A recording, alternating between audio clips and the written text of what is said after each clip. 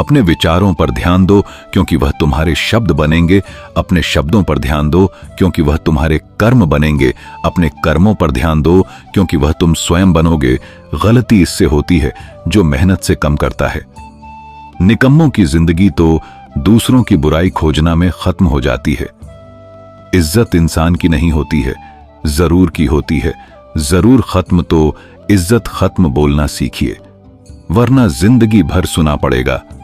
उड़ने में बुराई नहीं है, आप भी उड़े, लेकिन उतना ही जहां से जमीन साफ दिखाई देती हो। सिर्फ वो लोग आपकी परवाह करते हैं जो आपको तब भी सुन सकते हैं जब आप चुप होते हैं। चिंता उतना ही करिए जितने में कम हो जाए, उतना नहीं कि जिंदगी ही तमाम हो जाए। आप अपने शब्दों को चाहे जितनी भी समझदारी से बोलिए, लेकिन सुनने वाला अपनी योग्यता और अपने मां के विचारों के अनुसार उसका मतलब निकलता है। यकीन करो, जो तुम्हें भूल चुका है वो भी याद करेगा, बस उसके मतलब के दिन आने दो। कहानी जिंदगी की यही है कि इसमें मनचाहा किरदार नहीं मिलता। जिंदगी तो अपने दम पर ही जी जाती है, दूसरों के कंधों पे तो सिर्फ जनाजे उठा जाते हैं। आपकी मुस्कान आपके चेहरे पे भगवान के हस्ताक्षर है, उसे अपने आंसुओं से धूल लेने या क्रोध से मिटाने ना दें। कोई भी व्यक्ति हमारा मित्र या शत्रु बनकर संसार में नहीं आता। हमारा व्यवहार और शब्द ही लोगों को मित्र और शत्रु बनाता है। जो व्यक्ति हर वक्त दुख का रोना रोता है, उसके द्वारा पर खड़ा सुख बाहर से ही लौट जाता है। जिसके पास उम्मीद और आप है, वो जिंदगी के हर इम्तिहान में पास है। हर कोई अपना नहीं होता, और यही सच है। कितने अजीब है, ये जमाने के लोग खिलौना छोड़कर जज्बातों से खेलने हैं। महान दिमाग विचारों की चर्चा करता है और दिमाग घटनाओं की चर्चा करता है, और छोटा दिमाग लोगों की चर्चा करता है। अहंकार ना कालिए। जब वक्त के समंदर में कई सिकंदर डूब गए, इन 5 जगह पर हमेशा चुप रहना सीखिए। पहले, जहां आपके शब्दों की कोई कीमत नहीं। दूसरा, जहां बोलने के बाद आपको पश्चाताप ना करना पड़े। तीसरा, अगर आपके बोलने से किसी का दिल दुखता। चौथ, अगर आप गुस्से में हो, क्योंकि इंसान गुस्से में बिना कुछ सोच समझे कुछ भी बोल देता है। और पांचवा, जहां आपको समझदारी से कोई सुनने वाला ना हो।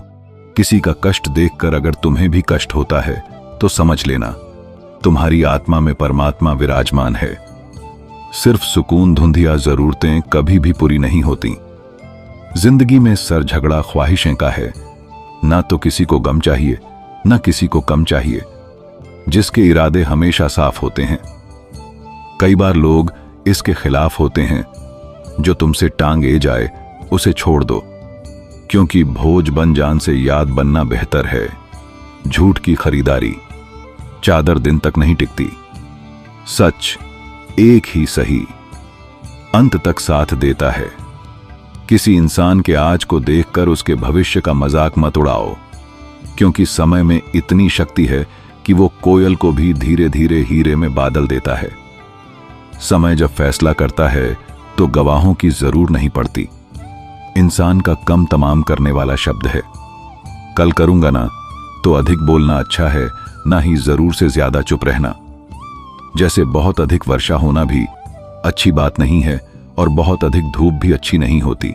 विचार कीजिए, हमारा जन्म हमारी मर्जी से नहीं होता, ना हमारा मरण हमारी मर्जी से होता है। इस जन्म मां इसके बीच में होने वाली सारी व्यवस्था हमारी मर्जी से कैसे हो। शक्ति है, जिंदगी में हर मौके का फायदा उठाओ, पर किसी के मजबूरी का नहीं। अगर जिंदगी मौका देती है तो धोखा भी देती है। जिंदगी की सबसे अच्छी दवा है जिम्मेदारी। एक बार पी लीजिए साहब, जिंदगी भर थकने नहीं देगी। जीवन में प्रयास सदैव कीजिए। लक्ष्य मिले या अनुभव, दोनों ही अमूल्य है। जिंदगी में तकलीफें तो हवा के झोंकों से होती है, जो आई है और चली जाती है। पर ये जब जब आई है तो सभी के नकाब उतार कर जाती है। जो आपने सोचा है जरूरी नहीं कि वह मिल जाए, मगर जो भगवान ने सोचा है वो आपको जरूर मिलेगा। इंसान कर्म करने में अपनी मनमानी कर सकता है, मगर फल भोगनी में अपना वो होता है जिसके साथ बातें खुलकर की जा सके। न कि संभलकर मनुष्य अहंकार और गलतफहमी के कारण महत्वपूर्ण चीजों से दूर राहत है। गलतफहमियां सच नहीं बताती और अहंकार सत्य को देखने नहीं देता।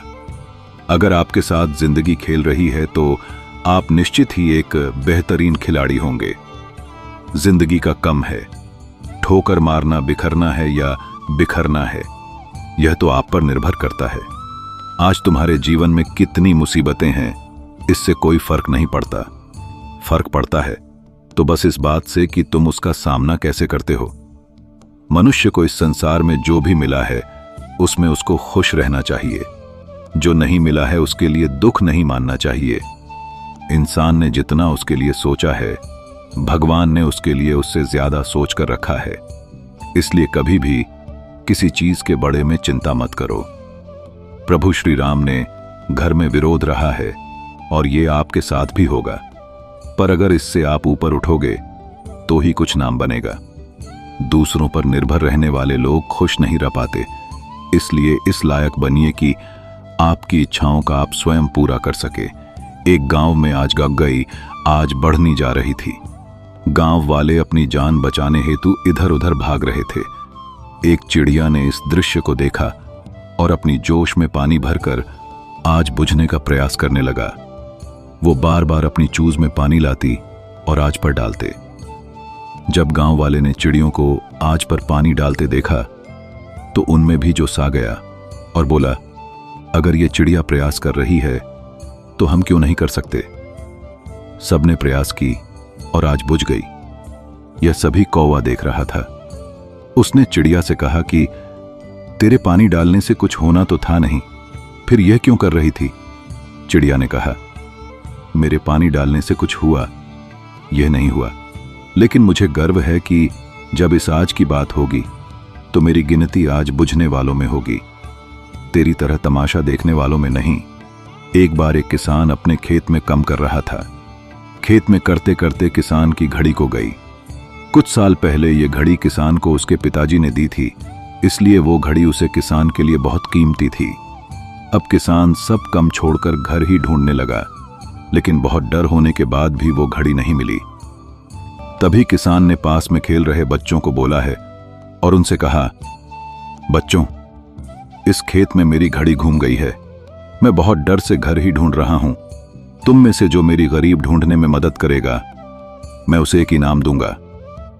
इनाम के उत्साह में सब बच्चे उसे घड़ी को ढूंढने में गाम गए, लेकिन इतने बड़े खेत में छोटी सी घड़ी ढूंढना बहुत ही मुश्किल काम था।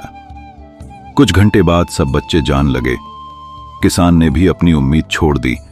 वो भी घर जान की तैयारी कर रहा था।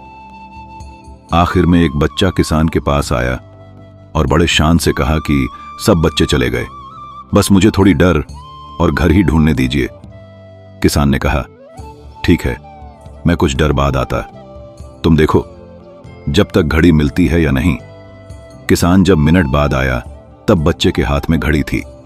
किसान आश्चर्यचकित हो गया और बच्चे से पूछा, कितना जल्दी तुमको घड़ी कैसे मिल गई। बच्चे ने कहा, सब जा चुके थे। अब इतनी शांति थी कि मैं धीरे धीरे पूरे खेत में घूमकर आभास सुनने लगा।